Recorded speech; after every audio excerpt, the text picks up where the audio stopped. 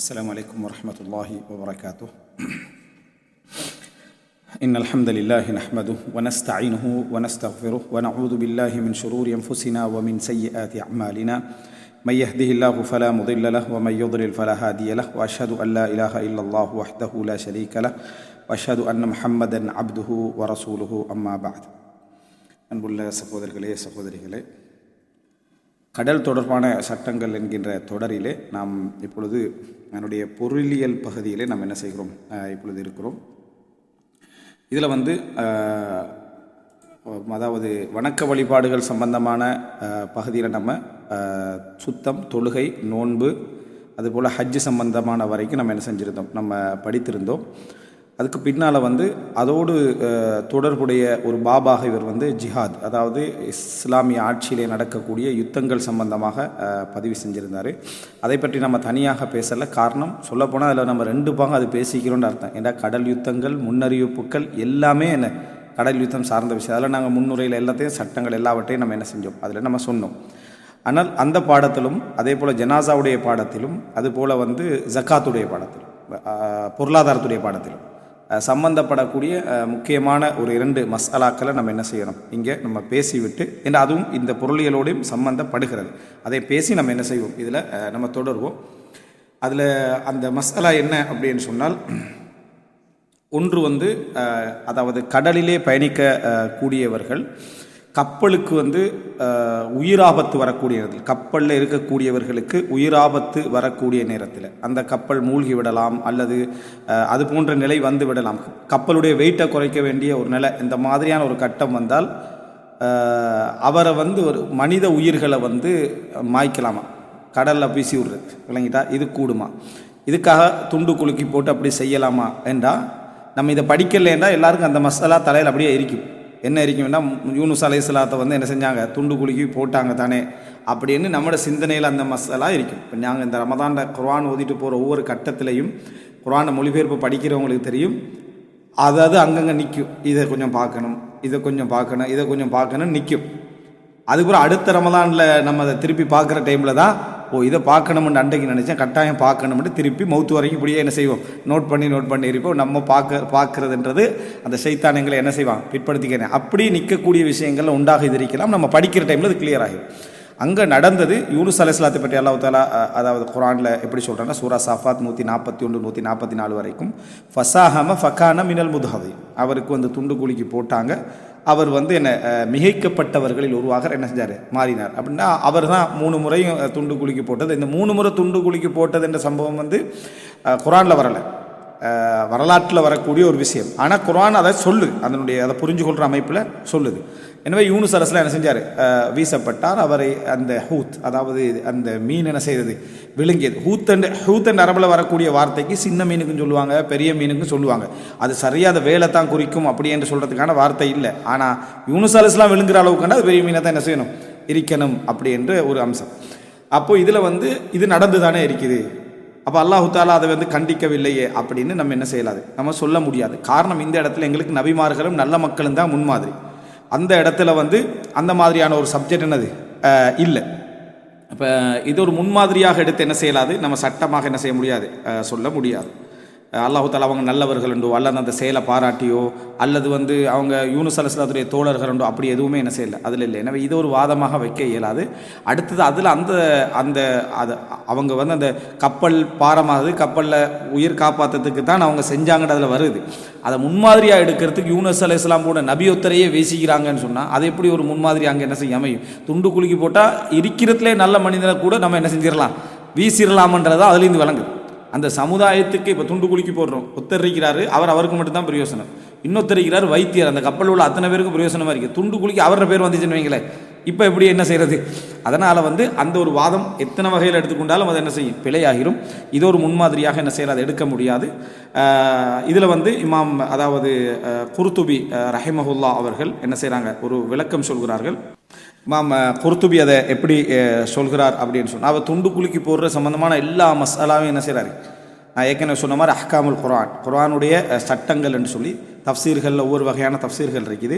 அதில் இமாம் குர்துபி தஃப்சீர்னா நீங்கள் இப்னு கதீர் அப்படின்னு ஜலாலைன், தபரி, அதில் குர்துபியுடைய தஃப்சீர்னா நீங்கள் என்ன புரிஞ்சுக்கணும்னு சொன்னால் அதில் அவர் சட்டம் சார்ந்த விஷயங்களை மட்டும்தான் எடுப்பார். சட்டம் சார்ந்த இந்த வசனத்தில் நம்ம உணராத பகுதியெல்லாம் சட்டங்களாக என்ன செய்யும் அதில் கொண்டு வருவார். இதில் இருந்து கணவன் மனைவி கடையில் என்ன பல மனைவியர் இருந்தால் பயணத்துக்கு துண்டு குலுக்கி போடுறது, மற்ற விஷயங்களுக்கு துண்டு குலுக்கி போடுறதுன்னு எல்லா சட்டங்களையும் கொண்டு வருவார். அப்போ அவர் இதில் இந்த பகுதியை எடுத்துட்டு என்ன சொல்கிறாரு அப்படின்னு சொன்னால், அதாவது எப்படி பாருங்களேன், இன்னஹு லா யஜூசு லிமன் கான ஆசியன், அதில் உள்ளவர்கள் உண்மையிலேயே ஒரு பாவிகளாகவே இருந்தாலும் சரி, நம்ம வீசுகிறோம்டா அவர் பாவியாகவே இருந்தாலும் சரி, இந்த மாதிரி கடலில் எறிவதோ அதே போல் என்ன தீல தூக்கி வீசுறதோ மார்க்க ரீதியாக கூடாத ஒரு விஷயம், பாவியாக இருந்தால் சரியா. அப்போ துண்டு குலுக்கி போட்டு வந்துட்டார்ன்றதுக்காண்டி வீசுறன்றது ஒரு மிக தவறான ஒரு அம்சம். இன்னமா துஜ்ரா அலைஹில் ஹுதூது வ தஸீரு அலா மிக்தாரி ஜினாயத்திஹி, அவருடைய குற்றத்துக்கேற்ப தண்டனை தான் வழங்கப்படணுமே தவிர பாவி என்ற ஒரு காரணமாகவே வீசப்படுறதுன்றது என்னது பிழையானது என்ற சந்தர்ப்பத்தில் இது என்ன செய்யலாம் சொல்ல முடியாது.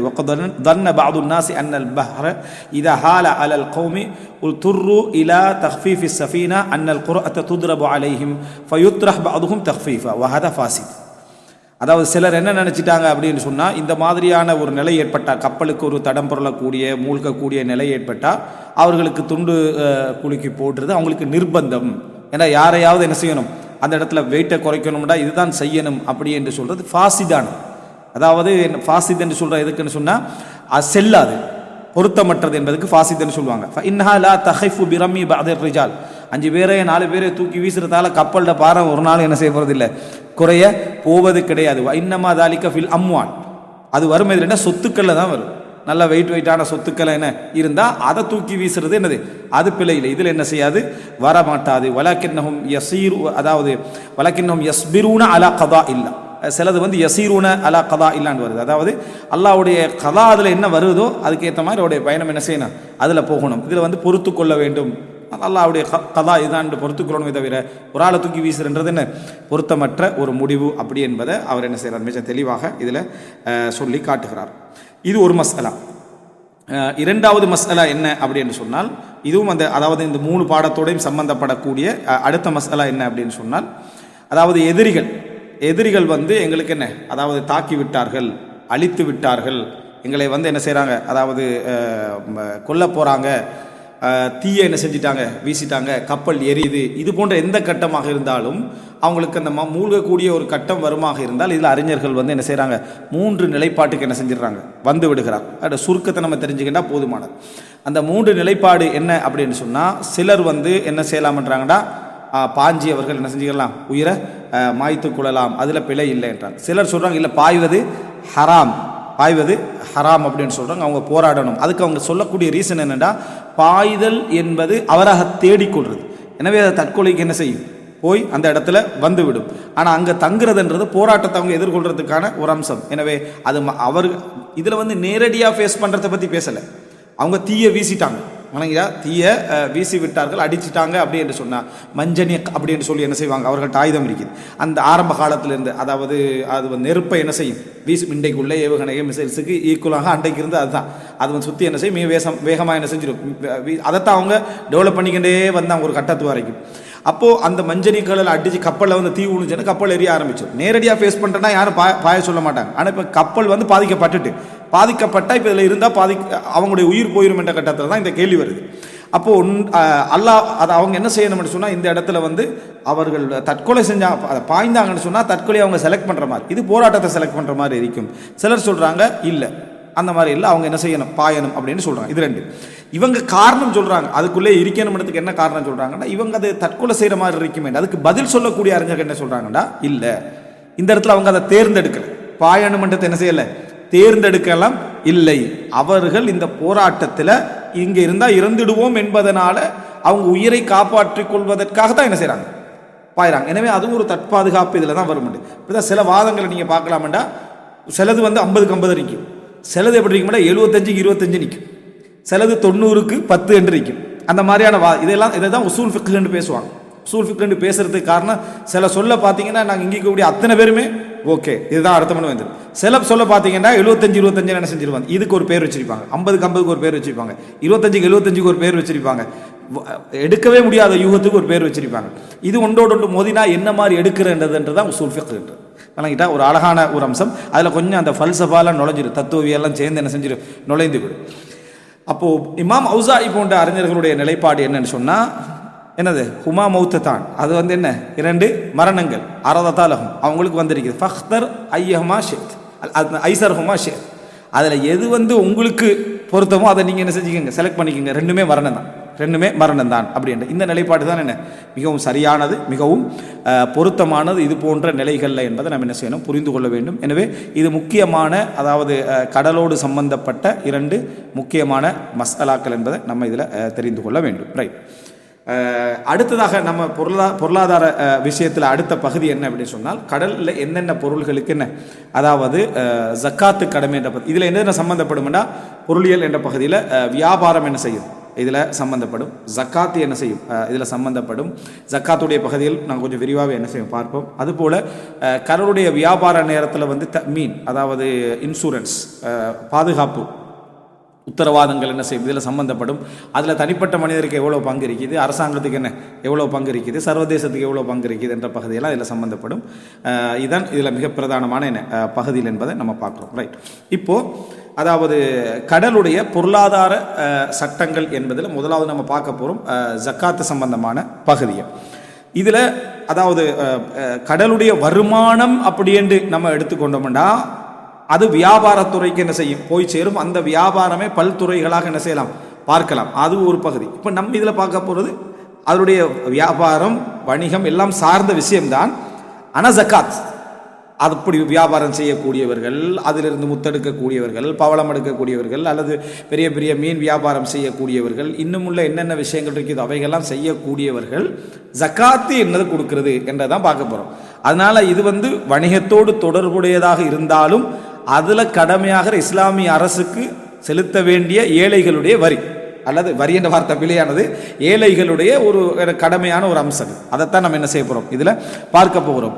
உலகத்தில் உள்ள எல்லா அரசாங்கங்களும் ஏதோ வகையில் வரி போன்றவைகள் என்ன செய்யும், விதிக்கும். ஆனால் இஸ்லாமிய அரசு மட்டும்தான், அதாவது இஸ்லாமிய பைத்துல் மாலை எடுத்துக்கிட்டீங்கன்னு சொன்னால் அதில் உள்ள பொருளாதாரம் எப்படி இருக்குமெண்டா, உடனே செலவழிக்கப்பட வேண்டிய பொருளாதாரமாக ஜக்காத்தை வச்சிருக்கீங்க. சேமிச்சுட்டெல்லாம் என்ன செய்யலாது, வச்சுட்டீங்களா. என்றைக்கு இஸ்லாமிய பைத்துல் மால் அது சேமிக்கலாம்டா, தேவையுள்ளவர்கள் அடையாளப்படுத்தப்பட முடியாத நிலையில் இருந்தால், தேவையுள்ளவர்கள் வரலன்ற நிலைமையில் இருந்தால் அது வரைக்கும் என்ன செய்யலாம், சேர்க்கலாமே தவிர. உதாரணமாக ஆடு மாடு ஒட்டகங்களுடைய ஜக்காத் இருக்கும், அதெல்லாம் ஆயிரக்கணக்காக இருக்கும். அதெல்லாம் உமர் இப்னு கத்தாப் ரலியல்லாஹு அன்ஹு அதுக்கு மேய்ச்சல் நிலம் கொடுத்து அவைகளுக்கு அரசாங்க நிலங்களை என்ன செய்ய பராமரிக்க வேண்டிய ஒரு நிலை ஏற்பட்டுச்சு. வர வர கொடுத்துருவாங்க. அதனால் கோதுமை, உணவு, தானியங்கள் இவைகள் எல்லாம் அந்த ஒட்டகத்தில் ஏற்றி அந்த ஒட்டகமும் அதுவும் என்ன செய்யும், கொடுக்கப்படும். இப்போ அது இல்லாதனால 40 ஆட்டுக்கு ஒரு ஆடு ஜக்காத்துன்னு ஆட்டை கொடுக்கறது இல்லை, பணத்தை கொடுக்குறது. ஆனால் ஆடு அவனுக்கு என்ன செய்யறது இல்லை, போய் செய்யறதில்ல. ஆட்டை கொடுத்து பாருங்க, ஜக்காத்து கொடுக்கறது உண்மையான அந்த வழியோட கொடுக்கறது ஒரு சிறப்பிரிக்கு தானே, வழியோட கொடுக்குற சிறப்பி. அதனால எடுக்கிறவங்களுக்கும் அந்த சட்டம் வச்சு இஸ்லாம் மிச்சம் வலிக்க வைக்காத அப்படின்னு. கொடுத்தா வலி தான், எப்பயும் வலிக்காம எடுக்க, அது வலிக்காம எடுக்கிறது கொடுக்கப்படாது. சரியா, கொடுத்தால் மனிதனுக்கு வலி இருக்கு, அதில் தான் நன்மை இருக்கு, அதில் தான் நன்மை இருக்கு. ஆனால் ஒரு தடவை உமர் ரலியல்லாஹு போகிறாங்க, அப்போ ஒரு பால் மடி கனத்த ஒரு ஆட்டை பார்க்குறாங்க ஜக்காத்து இதில். அப்போ உமர்லாம் சொன்னாங்க, இந்த மாதிரி என்ன செய்ய வேணாம், எடுக்க வேண்டாம். நிச்சயமாக அவர் விரும்பி தந்திரிக்க மாட்டார் இது. ஏன்னா அவ்வளோ பால்மாடி கனத்த ஒரு ஆட்டை அவர் விரும்பி தந்திரிக்க வாய்ப்பே இல்லை. ஆனால் ஜக்காத்தை கலெக்ட் பண்ணக்கூடிய ஒரு அரசாங்கத்தால் போறன்றதுனால அந்த ஆட்டத்தை 40 ஒன்றுக்கு அந்த ஆட்டத்தான்னு சொல்லி என்ன செய்யலாம், அவர் எடுப்பார். எடுத்தால் அவர் உண்மையிலேயே அது அரசாங்கத்தால் வந்ததால் கொடுத்துருவார். ஆனால் விரும்பி என்ன செய்ய மாட்டார், அதில் தரமாட்டார். அதனால் மிகவும் மோசமானத்தை கொடுக்கவும் கூடாது, மிகவும் விலை மறுமானத்தை எடுக்கவும் கூடாது. அங்கே தான் ரசூலுல்லாஹி ஸல்லல்லாஹு அலைஹி வஸல்லம் சொன்னாங்க, இத்தகில்லாஹ வ கராயிம அம்வாலிஹிம், அல்லாஹ்வை பயந்து கொள்ளுங்கள், அவர்கள்ட்ட நீங்கள் ஜக்காத் எடுக்க போகிற சொத்துல கண்ணியமானதை நீங்கள் பயந்து கொள்ளுங்கள். அவங்க பெருமதியாக நினைக்கிறதே நீங்கள் என்ன செய்யுங்க, பயந்து கொள்ளுங்கள். அதில் தான் நபி அவர்கள் சொன்னாங்க, நாங்கள் பிரபல்யமாக அறிஞ்ச ஹதீஸ் என்னது, அதாவது அநியாயக்காரனுடைய அநியாயம் இழைக்கப்பட்டவனுடைய பிரார்த்தனைக்கும் அல்லாஹ்வுக்கும் இடையில் எந்த ஹிஜாபும் திரையும் இல்லைன்னு அங்கே தான் சொன்னாங்க. சொன்னாங்க இத்தகி தஅவத்தல் மதுலூம் ஃபஇன்னஹு லைஸ பைனஹா வ பைனல்லாஹி ஹிஜாப், அநியாயம் இழைக்கப்பட்டவனுடைய துஆவை பயந்து கொள்ளுங்கள் எங்கே சொன்னாங்கடா, ஜக்காத்தை கலெக்ட் பண்ணுற இடத்துல தான் சொன்னாங்க. ஜக்காத்து கலெக்ட் பண்ணுற இடத்துல ஒரு ஆடை எடுக்கிறன்ற பேரில் அவனை வலிக்க வைக்கிற மாதிரி அவன் பெருமதியாக நினைக்கக்கூடிய ஒரு ஆட்டை நீ எடுத்துகிட்டு வர்றது பிழை அப்படின்னு சொன்னாங்க. ஸோ இஸ்லாமிய அதை எடுக்கிறதும் இஸ்லாமிய அரசு எதுக்காகனா மக்களுக்காகத்தான். அப்போ இஸ்லாமிய அந்த அரசிலேயே ஜக்காத் எடுத்தல் என்பது உலகத்தில் விதிக்கப்பட்ட நியமனங்கள்லையே 2.5 என்றது நீங்கள் உலகத்தில் எங்கே எடுத்து பாருங்கள், ஒரு அரசாங்கம் எடுத்து ஏழைகளுக்கே திருப்பி கொடுக்கிறது. உங்களுடைய வரி இப்பொழுது என்னது ப்ரோக்ரஸில் இருக்கேன்னு சொல்லி ரோட்டு செய்யக்குள்ள அதெல்லாம் போடுவாங்களே, அது வந்து டைரக்ட்லி இல்லை, சுற்றி வந்து அங்கே நிற்கிறது. இது அப்படி இல்லை, இப்படி எடுத்து இப்படி பங்கிட்டணும். அந்த மாதிரி அமைப்பில் 2.5 வச்சிருக்கு. இஸ்லாமிய அரசு என்று சொல்லக்கூடிய ஈரானில் கூட 5 லோட்டு கொடுக்கணும். வழங்கிட்டா 100 இருந்தால் 20% ஜக்காத்து கொடுக்கணும். 100 இருந்தால் 20% ஜக்காத்து கொடுக்கும். அது எவ்வளோ பெரிய அநியாயம், சரியா? அந்த மாதிரியான சட்டம் வச்சுருக்கு. ஆனால் உலகத்தில் அதை ஹுமுஸ்ன்னு சொல்லுவாங்க. இதில் வந்து சட்டம் என்று எடுக்கிற டைமில், அதாவது ஜக்காத் என்ற பகுதியை ஒன்று வந்துச்சுன்னு சொன்னால் இதில் எப்ளை ஆகுமா இல்லையான்றது மிக கவனமாக அறிஞர்கள் இந்த கடலில் வரக்கூடிய பொருள்களுக்கு ஜக்காத்து கடமையாகுமா இல்லையா என்பது ஆழமாக மிக பேணுதலாக எடுத்ததற்கான மிக பிரதானமான காரணமே சட்டம் வகுக்கிறவங்களுக்கு தான் முதல் அநியாய குற்றம் போய் சேரும். எடுக்கிறவர் ரெண்டாவது, அவர் சட்டத்தில் ஆமாம் அதுலேயும் ஜக்காத் இருக்கு, அதுலேயும் எடு, விறகுல எடு, காய்கறியில் எடு, வீட்டில் எடு, உடுப்பில் எடுன்னா சட்டம் போட்டவனுக்கு தான் அத்தனை பாவம் என்ன செய்யும் போய் சேரும். எனவே ஜக்காத் வந்து ஏழைகளுக்கு நல்லது, ஏழைகளுக்கு நல்ல விஷயங்கள் போய் சேருந்தானே என்றது ஒரு உண்மைதான். அதை நீ வரையறுக்கக்கூடாது, அல்லாஹ்வும் ரசூலும் வரையறுக்க வேண்டும். அதனால தான் வியாபார பொருளில் ஜக்காத்து உண்டா என்பதே ஒரு கருத்து முரண்பாடாக என்ன செஞ்சது வந்துச்சு. ஷேக் அல்பானி, இப்னு ஹஸ்ம் ரஹிமஹுல்லாஹ், இன்னும் ஒரு சில அறிஞர்கள் அதில் முரண்பட்டாங்க. வியாபார பொருளுக்கு நேரடியாக என்ன செய்யலை, வரவில்லை அப்படின்னு என்ன செஞ்சாங்க, முரண்பட்டு ஜக்காத் இல்லை என்ற கருத்தில் தான் ஷேக் நாசர் அல்பானி மௌத்தாயினார். வியாபார பொருள் என்ன ஜக்காத் இல்லை அப்படின்னு சொல்கிறது. ஆனால் அப்படி சொல்ல முடியாது என்றதுக்கான மிக பிரதானமான காரணம் என்னடா, இஸ்லாமிய அறிஞர் உலகம் அன்று தொடக்கம் இன்று வரைக்குமே அதில் வந்து ஜக்காத்தை சொல்லித்தான் என்ன செஞ்சுக்குது வந்திருக்குது. அப்படின்றா சில நேரங்களில் ஆதாரத்துடைய அந்த இணைப்பு நம்மளால் புரிஞ்சு கொள்ள முடியாமல் இருக்கிறது.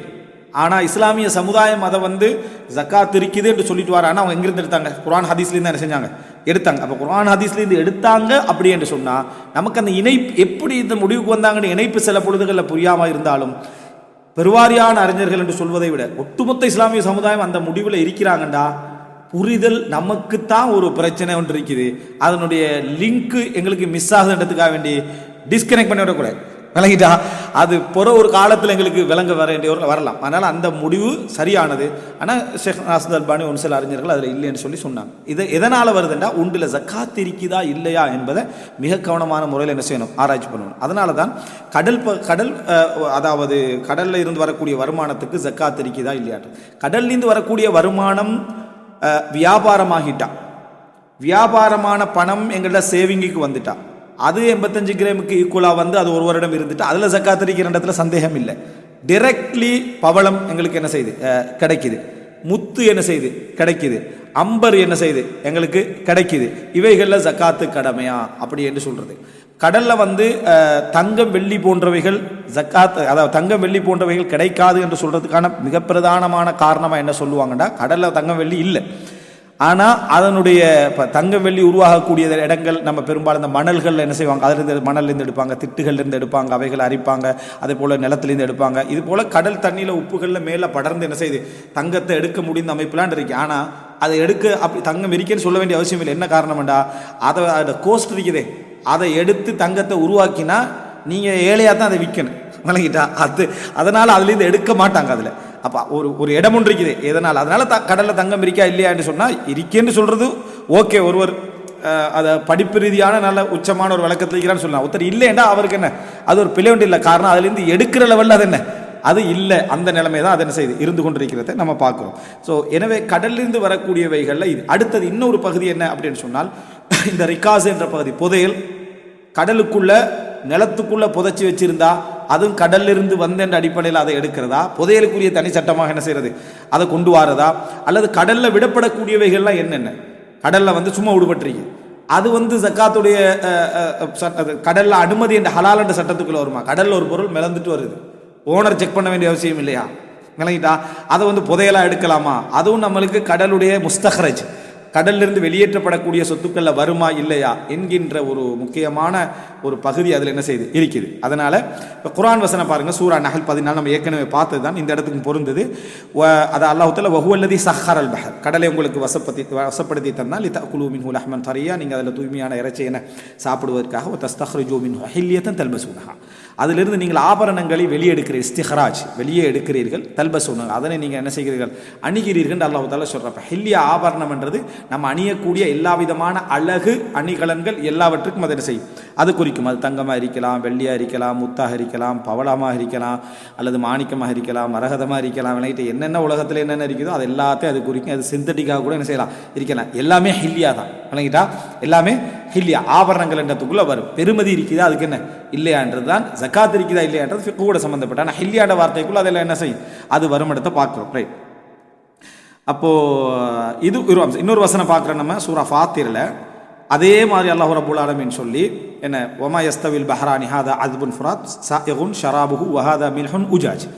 2 கடல்களும் சமமாகாது, 2 நீர்நிலைகளும் சமமாகாது. அதாவது எது, ஆறையும் கடலையும் அல்லாஹ் தஆலா சொல்கிறான், இது சுவையானது, குடிக்கலாம், குடிக்கிறதுக்கு ஏற்ப எதிர்க்கிறது. வஹாதா மில்ஹுன் உஜாஜ், இது உப்பானது. வமின் குல்லின் தஅக்குலூன லஹ்மன் தரியா, 2 நீங்கள் தூய்மையான சுத்தமான இறைச்சி என்ன செய்கிறீங்க, சாப்பிடுகிறீர்கள். வதஸ்தஹ்ரிஜூன ஹில்யத்தன் தல்பஸூனஹா, அதிலிருந்து நீங்கள் இஸ்திஹராஜ் வெளியெடுத்து, அதாவது நீங்கள் ஆபரணங்களை என்ன செய்கிறீர்கள், அணுகிறீர்கள். இதெல்லாம் உங்களுக்கு வசப்படுத்தி தந்திருக்கிறான் அல்லாஹ் ரப்பல் ஆலமீன் என்ன செய்கிறான், இல்லை சொல்லி காட்டுறான். அப்போ அல்லாஹ் கடலை வசப்படுத்தி தந்திருக்கிறான் என்ற வார்த்தை உலகத்தில் மனிதனுக்கு கடலுடைய எந்த ஆழத்துக்கும் போகலாம் என்றதான் அர்த்தம். எந்த ஆழத்துக்கும் விளங்க போகலாம். எவரெஸ்ட் மலையை அதாவது புதைக்கின்ற அளவுக்கான ஆழமுள்ள கடல் பகுதிகள் இருக்குது. அந்த மாதிரி இடங்களை நீங்கள் வசப்படுத்தி என்ன செய்யலாம், அதில் பயன்படுத்தலாம்னு தான் அர்த்தம். சஹர லக்குமுல் பஹர், அதாவது அவனுக்கு ஒரு தடவைக்கு என்ன சாதனம் இல்லாமல் இருந்திருக்கலாம், இப்போ நமக்கு அந்த எக்யூப்மெண்ட் எல்லாம் கிடைச்சிருக்கலாம், அதை வச்சு அவனுக்கு பயன்படுத்தலாம் என்பது ஒரு சிலர் பிந்தலாம் முந்தலாம். ஆனால் தஸ்ஹீர் என்னது இருக்குதுன்னு ரப்பல் ஆலமீன் என்ன செய்யறான், இதெல்லாம் சொல்லி காட்டுற சூரா ஃபாத்திர் 12வது வசனம். அப்போ இவைகள் எங்களுக்கு மிக தெளிவாக என்ன செய்து இதில் சொல்லி காட்டக்கூடிய அம்சத்தை பார்க்குறோம். இப்போ கடல்ல இருந்து வெளியாகக்கூடிய விஷயங்கள், இதில் ஒரு சில விஷயங்களை நம்ம என்ன செய்யணும், நம்ம புரிந்து கொள்ளணும். ஒன்று என்ன அப்படின்னு சொன்னால், அதாவது ஜக்காத்து கடமையாகாமல் இருத்தல் என்பதற்கு இப்போ நான் சொன்னேன் சில அதாவது நேரடியான ஆதாரங்கள், வரையறுத்த ஆதாரங்கள் என்று சில பகுதிகள் இருக்குது. இந்த வரையறுத்த ஆதாரங்கள் என்று இருந்தாலும் கூட இதை புரிந்து கொள்வதற்கென்று சில இடங்கள் என்ன செய்வாங்க, அவங்க பயன்படுத்துவாங்க. அந்த சில ஹதீஸ்கள் உதாரணமாக, அதாவது இப்போ இதோட சம்மந்தப்பட்டன்னு சொன்னால் 3 விஷயங்களை நம்ம எல்லாம் தெரிஞ்சுக்கிறோம். இவங்க சம்மந்தப்படுத்தக்கூடிய இடங்கள் ஒன்று ஜக்காத்து, அதாவது ஜக்காத்து கடமையா இல்லையான மசாலாவுக்குள்ளே போவதற்கு முன்னால் சம்மந்தப்படுத்தக்கூடிய இடங்கள் 3 நம்ம கவனத்தில் கொள்ளணும். ஒன்று மஅதின் விளங்கிட்டா, அதாவது ஹதீஸில் மஅதின் என்று வரக்கூடிய இடம் சுரங்கம். முதல் விஷயம் சுரங்கம் என்றா எந்த சுரங்கம் என்றா இந்த சுரங்கம் நஃபக் அல்ல, சரியா, நஃபக்னு சொன்னால் டனல் அல்ல, சரியா, இது தோன்ற சுரங்கம் தமிழில் உள்ள, சரியா, கிடங்கு அந்த மாதிரி இடம். அதாவது நம்ம ஊர் பாசையில் பத்தல்னு சொல்லுவாங்க விளங்கிட்டா, பத்தல்னு சொல்கிற சிங்களத்தில் சொல்கிறேன்னு நினைக்கிறேன். அதை மாணிக்கங்கள் தோன்ற இடங்களுக்கு பத்தல் தோன்றன்னு என்ன செய்வாங்க, அதுக்கு சொல்லுவாங்க. அந்த மாதிரியான இதுக்கு மஅதின் அப்படின்னு ஒரு தரப்பு. அப்போ மஅதின் என்று சொன்னால் பொதுவாகவே எதுக்கு அர்த்தம்னு சொன்னால், நீங்கள் ஒரு இடத்துல மிச்ச நேரம் உட்கார்ந்துட்டு இருக்கிறதுக்கு பேர் மஅதின். அதனால தான் ஜன்னாத்து அத்னின் குர்ஆனில் வருதுன்னு அதின் என்ற சுவர்க்கம் என்று வருது. இப்போ அதின் இருக்க யமன்ட அதின் விளங்கிட்டா, அதின்ண்டா நேரடி அர்த்தம் அந்த இடத்துல மிச்ச நேரம் உட்கார்ந்துட்டு இருக்கிறதுக்கான ஒரு மஜ்லிஸ் என்ற அர்த்தம் மஅதின் விளங்கிட்டா. அப்போ இது குர்ஆனில் ஜன்னாத்து அதின்ண்டா சொர்க்கத்தில் முக்கியமான ஒரு இடம். அது சொர்க்கத்தில் அதின் என்றது ஒரு இடம், ஃபிர்தௌஸ் என்றது உயர்ந்த சொர்க்கம் மாதிரி, அதின் என்பது ஒரு இடம். அது மாதிரி மஅதின் அப்படி என்று சொன்னால் ஒரு இடத்துல தேங்கி நிற்கக்கூடிய அந்த கருத்து வாரதுனால மஅதின் என்ற வார்த்தை வருகிறது. அப்போ ஹதீஸில் பயன்படுத்தப்படக்கூடிய மஅதின் அப்படி என்று சொல்கிறது தோண்டி எடுக்கக்கூடிய பொருளாக இருந்தாலும் அது தோண்டப்படக்கூடிய இடத்தை மட்டும் குறித்து தான் மஅதின் வார்த்தை என்ன செஞ்சிருக்கு வந்திருக்கு. ஆனால் ரசூலுல்லாஹி ஸல்லல்லாஹு அலைஹி வஸல்லம் இன்னொரு ஹதீஸ்லையும் என்னது, அதாவது சொல்லிக்கிறாங்க, அன்னாசு மஆதின் நாங்கள் சொல்லுவோம் விளங்கிட்டா, மக்கள் அதாவது மஆதின்களைப் போல மஅதின்களைப் போல என்றாங்க. இந்த இடத்துல ரசூலுல்லாஹி ஸல்லல்லாஹு அலைஹி வஸல்லம் நிலத்திலிருந்து தோண்டி எடுக்கப்படக்கூடிய வைகளைத்தான் ரசூல் ஸல்லல்லாஹு அலைஹி வஸல்லம் இதில் சொல்றாங்க. அது எதுவாகவும் இருக்கலாம். இப்போ இந்த மஆதின் என்ற வார்த்தை ரசூல் ஸல்லல்லாஹு அலைஹி வஸல்லம் சொல்லக்கூடிய இடத்தை பார்த்தீங்கன்னா, அது அதாவது அன்றைய அர்த்தத்தில் ஒரு சுருங்கின வடிவமாக இருந்தாலும் அது எதையெல்லாம் இன்றைய அர்த்தத்தில் குறிக்கலாம் என்றா மினரல்ஸை என்ன செய்யலாம், அது குறிக்கலாம். உலகத்தில் உள்ள மினரல்ஸை என்ன செய்யலாம், குறிக்கலாம். இரண்டாவது மினரல் சாராத விஷயமாக நம்ம சொல்லக்கூடிய ஆர்கானிக்காக எடுக்கக்கூடிய, ஆர்கானிக் என்றால் விவசாய ஆர்கானிக் இல்லை, சரியா, விவசாய ஆர்கானிக் என்று சொல்றது நம்ம சுத்தமாக கெமிக்கல் கலப்புகள் இல்லாமல் தயார்படுத்தக்கூடிய அப்படின்றதுனால அந்த வார்த்தை அதுக்கு யூஸ் பண்ணப்படுது. அதல்ல, உயிரியல் மாற்றங்களால் ஏற்படக்கூடிய அந்த பெட்ரோலியம், இதையும் அந்த மஅதின் என்ற வார்த்தை என்ன செய்யலாம், ஹதீஸ்ல வரக்கூடிய வார்த்தை. அதாவது அதாவது எது நம்ம மினரல்ஸ் சொல்கிறோமோ அதுவும் குறிக்கலாம். அதுக்கு அரபில் அதாவது தமிழில் சொல்லுவாங்க கனிமங்கள், கனிமங்கள்னுவாங்க. மூலகங்களுக்கு சொல்லுவாங்க தனிமங்கள், அரபில் எலிமெண்ட்ஸ், விளங்கிட்டா? அதுக்கு தனிமங்கள்னு சொல்லுவாங்க. இதுக்கு வந்து என்ன சொல்லுவாங்கன்னு சொன்னால் அதாவது கனிமங்கள்னு சொல்லுவாங்க தமிழ் வளமையில். அது தனிமங்கள். எலிமெண்ட்ஸை தானே நம்ம மூணாக பிரிக்கிறோம், அதாவது சொலிட்ஸ், லிக்விட்ஸ், கேஸ் என்று பிரிக்கிறோம். அதுதான் அதில் தான் என்னது இந்த சொலிட்ஸில் தான் மெட்டல்ஸ், அதாவது உலோகங்கள், அலோகங்கள் என்ற வார்த்தை சொல்லுவோம், விளங்கிட்டா? மெட்டல்ஸ், நான் மெட்டல்ஸ்ன்னு சொல்கிறதெல்லாம் சொலிட்ஸு கீழே வரக்கூடிய விஷயங்கள். அப்போ இந்த இடத்த பார்த்தீங்கன்னு சொன்னால் இதில் மினரல்ஸ் என்ற வார்த்தையை இந்த மஅதின் என்ற வார்த்தை என்ன செய்யலாம் குறிக்கலாம். ஏன்னா ரசூலுல்லாஹ் சொன்னால் அன்னாசு மஆதின், மக்கள் வந்து மஅதின்கள் என்றாங்க. இப்போ மக்கள் மாதினுங்கண்டா பத்தல்கள் என்னது தோண்டக்கூடிய குழிகள் என்ன செய்யலாது சொல்லலாம், அதில் எடுக்கக்கூடிய விஷயத்தை தான் சொல்லலாம். அப்போ மாதின வார்த்தை இப்போ ரசூல் ஸல்லல்லாஹு காலத்தில் எடுக்க முடிந்த விஷயமாக இருக்கக்கூடிய, மக்கள் அறிஞ்ச விஷயமாக இருக்கக்கூடியது தங்கம், வெள்ளி, மாணிக்கங்கள், சரியா? இதெல்லாம் ரசூலுல்லாஹ் காலத்தில் காரியங்கள், சரியா? இதெல்லாம் ரசூலுல்லாஹ் காலத்தில் புரிய முடிஞ்ச விஷயங்கள். ஆனால் இன்றைக்கு வந்து தோண்டி எடுக்கக்கூடிய அமைப்பில் வந்திருக்கக்கூடிய அம்சங்கள் வளர்ந்துட்டு நம்ம பீரியடிக் டேபிள் ஒரு பெரும்பகுதியை என்ன செஞ்சாச்சு அதில் வந்துச்சு. அப்போ அது மூலகங்களில் மினரல்ஸும் இருக்குது. உதாரணமாக என்னது நேட்டிவ் மினரல்ஸ்ன்னு சொல்கிறாங்களே, தங்கம், வெள்ளி போன்றவைகள். அது நீங்கள் நம்ம இதுலேயும் படிப்போம். ஏன்னா பீரியடிக் டேபிள் ஆவர்த்தன அட்டவணைன்னு சொல்லுவோமே, ஆவர்த்தன அட்டவணை தமிழில் சொல்கிறது, சரியா? அதுலேயும் நம்ம படிப்போம். மினரல்ஸ்லேயும் தங்கம், வெள்ளி என்ன செய்யும் அது வரும். ஸோ மஆதின்ன்றது அந்த பாயிண்ட்டுக்குள்ளே என்ன செய்யலாம் வரலாம். ரெண்டாவது ஆர்கானிக்கான முறையில் வரக்கூடிய, இப்போ நம்ம கடல்லேருந்து எடுக்கிறோம், கடலிந்து எடுக்கக்கூடிய முத்து வந்து ஆர்கானிக். ஏண்டா அது வந்து சிப்பியுடைய ஒரு விதமான ஒரு நொதியம், அதுக்கு சுரக்கக்கூடிய ஒரு நொதியம். அதே போல் அம்பர் வந்து மாதினுக்குள்ளே வராது, காரணம் அது வெளிப்படுறது. ஆனால் ஆர்கானிக் என்ற பகுதிக்குள்ளே என்ன செய்யும் அது வரும். அந்த மினரல்ஸ் என்ற பகுதிக்குள்ளே இது வராது. இந்த முத்தாக இருக்கலாம், அம்பராக இருக்கலாம், அதுபோல் பவளமாக இருக்கலாம். இவைகள் எல்லாம் வந்து ஆர்கானிக்கான விஷயங்கள். ஏன் பவளம் கூட ஒரு உயிர்களுடைய தொகுப்பு, அதாவது அதாவது இந்த கண்ணுக்கு தெரியாத உயிர்களுடைய ஒரு இதுதான் அது, அவருடைய ஒரு முழு வடிவம் தான் இன்றைக்குள்ள பவளம் என்று சொல்லக்கூடிய விஷயம். உலகத்துடைய வரலாறுகளை யூஸ் பண்ணுறதுக்கு கார்பன் டெஸ்ட்டுகளை மிக முக்கியமாக பண்ண முடிஞ்ச ஒரு இடம் என்னது பவளம். உலகத்துடைய வரலாறு சேமித்து வச்சுக்கிறத என்ன செய்வாங்க சொல்லுவாங்க, உலகத்துடைய பாதுகாப்பை ஒரு முக்கியமான இடத்துல வச்சுக்கன்னு சொல்லுவாங்க. அப்போது இந்த பவளங்களும் ஆர்கானிக் தான், எல்லாம் உயிர் சார்ந்த விஷயங்கள். இதை வந்து ஆர்கானிக் என்று என்ன செய்யலாது, இந்த மூணையும் மினரல்ஸ் என்ற பகுதிக்குள்ளே போட்டு என்ன செஞ்சிடக்கூடாது, சேர்த்துடக்கூடாது. இது எதனால் நான் சொல்கிறேன்னு சொன்னால், ஜக்காத்து கடமைண்டு வார டைமில் இந்த மஅதின் என்ற வார்த்தையை பல இடங்களை நான் அவதானிச்சுக்கிறேன், தவறான உபயோகத்தில் என்ன செஞ்சுக்கிறேன் அவதானிச்சுக்கிறேன். இதுக்கு காரணம் ரசூலுல்லாஹ் காலத்துடைய சொல்லாடல், இன்றைய காலத்துடைய சொல்லாடல். அது எவ்வளோ வரையறுத்துக்கு இது எவ்வளோ வரையறுக்கப்பட்டிருக்கிறது. அன்னாசு என்ன மஆதின், மக்கள் வந்து மஅதின்கள், அப்படி என்றால் இந்த கனிம வளங்களை போன்றவர்கள் என்று தான் ரசூலுல்லாஹ் சொல்கிறாங்க.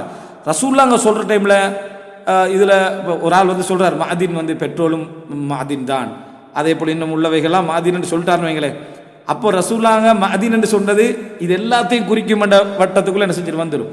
அதே போல் லெப்பில் தயாரிக்கப்படக்கூடிய மூலகங்கள் இருக்குது, அதுக்குள்ளே வந்து ரசூலுல்லாஹ் அது ஆவர்த்தன அட்டவணையை பீரியடிக் டேபிளை மினரல்ஸை ரசூலுல்லாஹ் சொல்லலை. அன்றைய காலத்தில் எதெல்லாம் தோண்டி வளமாக பயன்படுத்தப்பட்டுச்சோ அதைத்தான் ரசூலுல்லாஹி ஸல்லல்லாஹு அலைஹி வஸல்லம் என்ன செஞ்சாங்க சொன்னாங்கன்றதை நம்ம என்ன செய்யணும் புரிந்து கொள்ள வேண்டும். அதில் ஏன் ரசூலுல்லாஹ் அப்படி சொன்னாங்கன்னு சொன்னால், ஹியாருஹும் ஃபில் ஜாஹிலியா, அதை உதாரணத்தை ஏன் சொன்னாங்கடா, நீங்கள் ஒரு பொருளை தோண்டி எடுத்துட்டீங்கடா, அது நீங்கள் என்ன செஞ்சுட்டாலும் அதனுடைய அசல் குவாலிட்டி போகாது. அதனால் ரசூலுல்லாஹ் சொன்னா ஜாஹிலியா காலத்தில் சிறந்தவர்கள் இஸ்லாத்திலும் சிறந்தவர்கள். ஜாஹிலியா காலத்தில் ஒருத்தர் ஒரு கேரக்டர் இருக்குன்னு, நல்ல கேரக்டர் இருந்தால் இஸ்லாத்திலையும் அவர் இன்னும் மிளிர்வார். அதை தேய்க்கப்பட்ட தேய்க்க அது மின்னிங்கிறது என்ன செய்யும் போகும் அப்படின்னா ரசூலுல்லாஹ். அது போலியா இந்த சிந்தட்டிக்காக இருந்தால் எடுத்தீங்கன்னா புசுவான என்ன செஞ்சிரு அதில் விளங்கிடு ஒன்றும் இல்லை அப்படின்னு விளங்கி. அதுக்காக ரசூலுல்லாஹ் மஅதினை என்ன செய்கிறாங்க உதாரணமாக சொல்கிறாங்க. அது ஒரு ஹதீஸ். இந்த ஹதீஸில் ரசூல் ஸல்லல்லாஹு அலைஹி வஸல்லம் சொன்னது அல் மஅதினு ஜுபாருன்றாங்க. அல் மஅதினு ஜுபார் அப்படி என்று சொன்னால் தோண்டி வைத்திருக்கக்கூடிய ஒரு இடம், ஒரு கனிம வளங்களை எடுத்துக்கொள்வதற்காக தோண்டி வைக்கப்பட்டிருக்கக்கூடிய ஒரு இடத்தையும் இது குறிக்கலாம். அதுக்காக இல்லாமல் வேறொரு விஷயத்துக்காக தோண்டி வைக்கப்பட்டிருக்கிற இடத்தையும் குறிக்கலாம். அதுக்குள்ள ஒருவர் என்ன விழுந்துட்டாரு அப்படின்னு சொன்னால், அதாவது யார் தோண்டுகிறாரோ அவர் எல்லா பாதுகாப்பையும் ஏற்பாடு செஞ்சு ஒரு முறையும் செஞ்சு தோண்டினவர்களுக்கு என்ன செஞ்சிட்டாரு விழுந்துட்டார், எல்லா சேஃப்டி எல்லாத்தையும் அவர் எடுத்துட்டார். அது எல்லாத்தையும் எடுத்த பின்னால் அவர் என்ன செஞ்சிட்டாரு கீழே உள்ளுக விழுந்துட்டாருன்னா இவரை என்ன செய்யலாது நம்ம குற்றம் சாட்ட முடியாது. ஏன்டா அதுக்கு முன்னால் சிலவங்க மஅதினு ஜுபாருன்னு இடத்துல அதுக்கு ஜக்காத் இல்லை அப்படி என்ற வார்த்தை என்ன செஞ்சிட்டாங்க அதில் சொல்லிட்டாங்க. ஜக்காத் அதில் சம்பந்தப்படுது, ஜக்காத் என்ற புரிதல் என்ன செய்யுது சம்பந்தப்படுது. ஆனால் அதை பற்றி அதை என்ன செய்யலை, அது பேசவில்லை. இதைத்தான் என்ன செய்ய போகுது. அதுக்கு முன்னால் ரசூலுல்லாஹ் என்ன சொல்கிறாங்கடா அல் பிக்ரு ஜுபாரு, ஒருவர் கிணற தோண்டி இருந்தாருண்டா அந்த கிணத்துக்குள்ள விழுந்துட்டாருண்டா தோண்டினவர் குற்றவாளியாக வர மாட்டார்னு வருது. அப்போ புரிஞ்சுக்கணும்னு சொன்ன ஏற்கனவே அல் பிர் என்ற வார்த்தை என்ன அப்படின்னு சொன்னால் அடைக்கப்பட்டிருக்கேன், அவருடைய 4 புறங்களும் அடைக்கப்பட்டு முறையாக பயன்படுத்துறதுக்கு விடப்பட்டாதான் அது பிர். அப்படி இல்லாமல் நம்ம தமிழ்நாட்டில் நமக்கு நடந்த சம்பவம் போல தோண்டி விட்டு சும்மா ஒரு எந்த ஒரு அடையாளம் இல்லாமல் போய் ஒரு புல் அதுக்குள்ளே விழுந்துட்டு அப்படி என்று சொன்னால் குற்றவாளி அவர். விளங்கிட்டா? அவர் யார் தோண்டினானோ அவர் குற்றவாளி அவர். நீ எடுக்க வேண்டிய எல்லா விதமான முற்கவனத்தையும் எடுக்கலை. இன்றைக்கி எத்தனை சேஃப்டி கோர்ஸ் ஐஓஎஸ் நெபோஸ் எத்தனை சேஃப்டி கோர்ஸில் படிப்பிச்சு கொண்டு வச்சு எல்லா விதமான சேஃப்டியில் நீ முன்னால் நின்று அத்தனை முழு கவனத்தை நீ எடுக்கணும்னு அதுதான் ஃபஸ்ட்டு. அந்த அளவுக்கு ஆபத்துக்கள் வருது. அப்படி இல்லாமல் இருந்தால் அது எவ்வளோ பெரிய ஒரு பெரிய ஒரு தவறான ஒரு நடைமுறை எடுத்த புரிஞ்சு. அப்போது ஜுப்பன்னு சொன்ன கிணறுல ஒரு ஆள் அதாவது எந்த விதமான அடைப்பும் இல்லாமல் ஒரு நிலத்தை பகுதி வச்சுக்கிறார். அதான் யூசுப் அலைஹிஸ்ஸலாத்தை போட்ட இடம் மட்டும் வருது. பி கயாபத்தில் ஜுப் அப்படின்னா ஆள் கிணறுக்குள்ளே போட்டாங்க. அந்த ஜுப்புன்னு சொல்கிறது சுற்றி எதுவுமே இல்லை. இந்த மாதிரியான ஒரு இடத்துல ஒருவருக்கு ஒருவர் அதாவது தோண்டிட்டு போயிட்டார்னா தோண்டினவர் குற்றவாளி. அதுக்கான எந்த பாதுகாப்பு ஏற்பாடும் அவர் செய்யாது விட்டார். எனவே இந்த ஹதீஸ் அந்த மாதின் என்ற ஹதீஸ் இதை குறித்து என்ன செய்யலை, அதாவது பேசலை. ஏண்டா அதை மறுக்கிறவங்க என்ன செய்கிறாங்க, அதை யூஸ் பண்ணுறாங்க. ஜக்காத் இல்லைன்னு சொல்கிறவங்க அல் மாதினு ஜுபார், அதுக்கு வர ஹதர் அப்படின்னா அதில் வரக்கூடிய அந்த மாதினுக்கு ஜுபார்னா அது ஜக்காத்து கிடையாது என்ற அர்த்தத்தில் சொல்ல வராங்க. இல்லைன்னு சொல்கிறவங்க, இல்லைன்றவங்களுக்கோ இருக்கின்றவங்களுக்கோ உள்ள செய்தியெல்லாம் இது சப்ஜெக்டே என்ன, அதாவது அவருடைய கண்டெக்ஸ்டே என்ன வேறு என்பதை புரிஞ்சு கொள்றதுக்கான ஒரு இன்னொன்று என்ன சொல்லுவாங்கன்னு சொன்னால் ரிகாஸ் புதையல். இதோடு சம்மந்தப்படுத்தக்கூடிய இன்னொரு இடம் என்ன புதையல். அது ஏன் புதையல் அப்படின்னு சம்மந்தப்படுத்துறாங்கன்னா கடலுக்குள்ளே இருக்குது வெளியே எடுக்கிறது அப்படின்னு புதையல்னு சம்மந்தப்படுத்தக்கூடிய ஒரு இடம் என்று சொல்கிறாங்க. அதுக்கான வாதங்களை பார்ப்போம். 3வது சம்மந்தப்படுத்தக்கூடிய இடம் என்ன யுத்தகலம் ஹும்ஸ் இல்லைங்கிட்டா யுத்தகலம். அப்போது எந்த வகையில் இது சம்மந்தப்படுத்துகிறாங்கன்ற இது 3. இதெல்லாமல் பொதுவாக ஜக்காத்து கடமைண்டா சம்மந்தப்படுத்துகிற ஒரு வசனம் இருக்குது. அது என்னென்னா சொத்துக்கு ஜக்காத்து கடமைண்டு. அப்போது இந்த செய்திகளை நம்ம மனதில் வைத்துக்கொண்டு இப்போ இந்த ஜக்காத்து இருக்குதா இல்லையான்ற பகுதிக்குள்ளே நம்ம என்ன செய்வோம் போவோம். இதில் அதாவது இதில் கடலுடைய பொருட்களில் ஜக்காத் இருக்கிற இந்த பாடத்தொகை மிக 3 பகுதியாக பிரிச்சுக்கிறாரு. அதில் நம்ம ஆரம்ப சொன்ன வரைவிலக்கணங்கள்ன்ற ஒரு பகுதி, அடுத்த பகுதி அதாவது ஜக்காத் இருக்குன்னு சொல்கிறவங்களுடைய வாதங்கள், இல்லைன்னு சொல்கிறவங்களுடைய வாதங்கள். அதுக்கு அடுத்த பகுதியாக இன்னொரு மிக பிரதானமான பகுதி என்னன்னு சொன்னால் மீன், அதாவது கடலுடைய உணவு பொருட்கள் இருக்குது, இதுக்கான ஜக்காத். அப்போ உணவுப் பொருட்கள் 2ஆக பிரிஞ்சிடும். மீன் அல்லாதவைகள் 2 பகுதியான பிரிஞ்சிடும். இதில் முதலாவது நம்ம அந்த ஆபரணங்களாக கடலிருந்து வெளியெடுக்கப்படக்கூடியவைகளை ஜக்காத்து அதாவது இல்லை இருக்கி என்று சொல்லக்கூடியவர்கள் சொல்லக்கூடிய அந்த ஆதாரங்களை நம்ம பார்ப்போம். அப்போது ஜக்காத்து இருக்குது அப்படின்ற அந்த நிலைப்பாடை பொறுத்த வரைக்கும் ஹசனுல் பஸ்ரி ரஹிமஹுல்லா, இமாம் ஜுஹ்ரி, அதே போல் உமர் இப்னு அப்துல் அசீஸ், இந்த அறிஞர்களெல்லாம் நம்ம சொல்கிற சந்தர்ப்பத்தில் சில பொழுது நமக்கு மூடலாக இருக்கும். இது எந்த காலம் யாரோட சம்மந்தப்பட்ட, ஆனால் நம்ம தொடர்ந்து ஒரு மஜ்லிஸில் நம்ம அப்படியே பழகிட்டு வர சந்தர்ப்பத்தில் கேட்டு வர டைமில் கால பீரியடு நமக்கு தெரிய வரும். ஏன்னா அந்த கனெக்ஷன் சாதாரணமாக அவங்களுக்கு மூளை பில்ட் பண்ணிக்கிட்டே வரும் அப்படி சம்மந்தப்படுத்தி. அதுக்கப்புறம் நீங்கள் எப்படி சூரத்துல் ஃபாத்திஹா பாடமாக்கின்னு நீங்கள் யாருக்கா ஞாபகம் இருக்கா? இல்லை தானே. குல் பிரபினாஸ் எப்படி பாடமாக்கினான்னு ஞாபகம் இல்லை. வண்டி டிரைவிங் எப்படி பழகினோம்னு எங்களுக்கு ஞாபகமே இல்லை. சரியா? அந்த மாதிரி மூளை என்ன செஞ்சிடும், அதுக்கு பிறகு பதிய வச்சு பாடமாக ட்ரை பண்ண வேண்டிய அவசியம் ஒன்றும் இல்லை. ஹசனுல் பஸ்ரி, இமாம் ஜுஹ்ரி, அதே போல் உமர் இப்னு அப்துல் அசீஸ் அவர் வழியாக சொல்லப்படுகிறது என்ற வார்த்தையை பதிவு செய்கிறார். சரியா? அபு யூசுப் ஹனஃபி மதபை சேர்ந்த அறிஞர்களை மிக முக்கியமானவர். இமாம் அபு ஹனீஃபாவுடைய மாணவர் அபு யூசுப். அதே போல் அது இமாம் அஹ்மது பின் ஹம்பல் வழியான ஒரு அறிவிப்பும் தான். இமாம் அஹ்மது பின் ஹம்பல் வழியாக அறிவிப்பும் தான். அறிஞர்களுடைய அறிவிப்புகளை பொறுத்த வரைக்கும் எப்படி வரும்னு சொன்னால் ஒரு அறிஞர் சொன்னாருன்னு வரும். அது சில வேளை பலகீனமாக இருக்கும். சரியா? பலமாக இருந்தால் அது ஆரம்பத்தில் சொன்னதாக இருக்கும், பிந்தி சொன்னது வேறு கருத்தாக இருக்கும். ஆரம்பத்திலே சொன்னதாக இருந்தாலும் சரியான முறையில் புரியாமல் சொன்னதாக இருக்கும் மாணவருத்தர், சரியான முறையில் புரிஞ்சு சொன்னதாக கொண்டு. இன்னொரு வகையில் சொல்ல போனால் நிறைய மாணவர்கள் ஒன்று அறிவிச்சிருப்பாங்க, அதுக்கு மாற்றமாக இன்னொரு மாணவர் செஞ்சுப்பார் அறிவிச்சிருப்பார். அவர் புரிஞ்சது புரியாதல்ல, யாருடைய அறிஞர்கிட்ட கூட்டுற இவருடைய அறிஞர்கிட்ட கூட்டுற மாதிரி என்ன செஞ்சிரு அதில் வரக்கூடிய வாய்ப்பு இருக்குது. ரைட். இப்போ இமாம் அதாவது இந்த அறிஞர்கள்லாம் இந்த நிலைப்பாட்டில் என்ன செய்கிறாங்க இருக்கிறாங்க. இவங்க ஜக்காத்து கடமை அப்படி என்று சொல்வதற்கு சொல்லக்கூடிய வாதங்கள் என்ன, ஜக்காத்து எவ்வளவு கடமை என்றதில் அவங்களுக்குள்ள முரண்பாடு என்ன, இதை பற்றி நம்ம பார்க்க போகிறோம். முதலாவது அவர்களுடைய ஆதாரம் வல்லதீன ஃபீ அம்வாலிஹிம் ஹக்கும் மஅலூம், அவர்களுடைய சொத்துக்களிலே என்ன, அதாவது யாராவது இந்த இடத்துலையே நம்ம கடலில் உள்ள ஆபரணங்கள் இந்த மாதிரி விஷயங்களில் ஜக்காத் இருக்கா இல்லையான்னு தெரிஞ்சுக்கணும்னு இதோட முடிச்சுக்கணும்னு நினைக்கிறவங்களுக்கு ஒரு வசனம் என்னென்னா கடமை இல்லை. ஜக்காத் என்ன அதில் கடமை இல்லை. இல்லை கொஞ்சம் ஆதாரபூர்வமாக தெரிஞ்சுக்கொள்ளணும்னு நினைக்க பார்க்குறவங்க என்ன நினைப்பாங்க, சரி இது இன்னைக்கு சுருக்கமாக தேவைன்னு சொல்கிறவங்களுக்கு உள்ள விஷயம் என்னென்னா கடமை இல்லை. ரைட். இப்போ வாத பிரதிவாதங்கள் பார்த்தீங்கன்னா வல்லதீன ஃபி அம்வாலிஹிம் ஹக்கும் மாலூம், அவர்களுடைய சொத்துகளிலே அதாவது குறிப்பிட்ட கடமை உண்டு அப்படி என்று அல்லாஹ் தஆலா இதை எடுத்துத்தான் எல்லா பொருளிலும் ஜக்காத்து கடமை என்று சொல்லக்கூடியவங்க இதை என்ன செய்வாங்க, மிக முக்கியமாக எடுப்பாங்க. ஃபிகு ஜக்கான்னு ஒரு புத்தகம் யூசுப் அல் கர்தாவி ரஹிமஹுல்லாஹ்வுடைய ஒரு புத்தகம், அது 2 பாகம்.